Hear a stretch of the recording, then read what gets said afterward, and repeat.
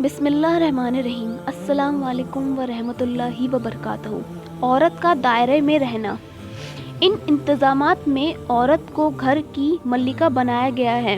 مال کمانے حاصل کرنے کی ذمہ داری اس کے شوہر پر ہے اور اس سے گھر کا انتظام کرنا اس کا کام ہے۔ عورت اپنے شوہر کے گھر کی حکمران ہے اور وہی اپنی حکومت کے دائرے حد لمٹ میں اپنے عمل کے لیے جوابدار ہے۔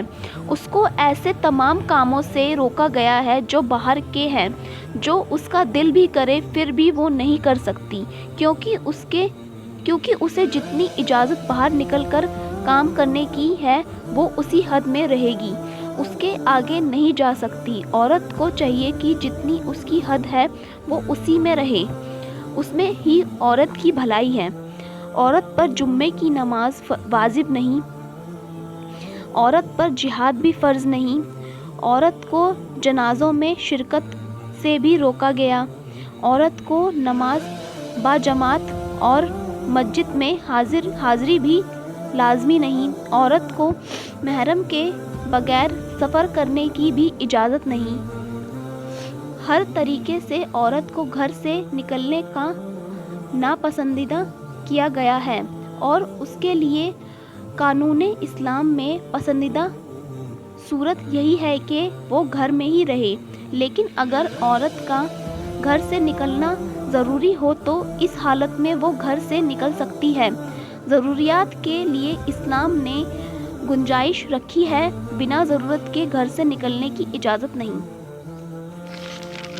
میری پیاری بہنوں، اگر بہت مجبوری ہو تو آپ اپنے گھر سے بھی کام کر سکتی ہیں۔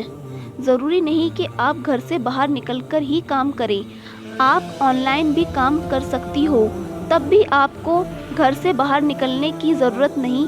اگر وہ بھی نہیں ہو پا رہا تو آپ کے شوہر کے ساتھ کام کر سکتے ہو۔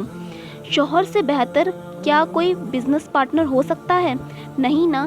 تو میری پیاری بہنوں، باہر جا کے کام کرنے سے بچیں، آپ کے لیے صحیح نہیں، اس لیے اسلام میں عورتوں کو باہر نکلنے سے منع کیا گیا ہے۔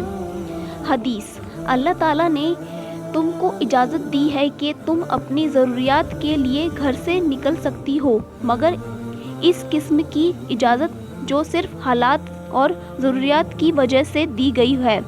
اصل میں عورت کا ٹھکانہ اس کا گھر ہے، بنا ضرورت سے گھر سے باہر نہ نکلو۔ اللہ پاک میری پیاری تمام بہنوں کو گھر کے دائرے میں رہنے کی توفیق عطا فرمائے، آمین یا رب العالمین۔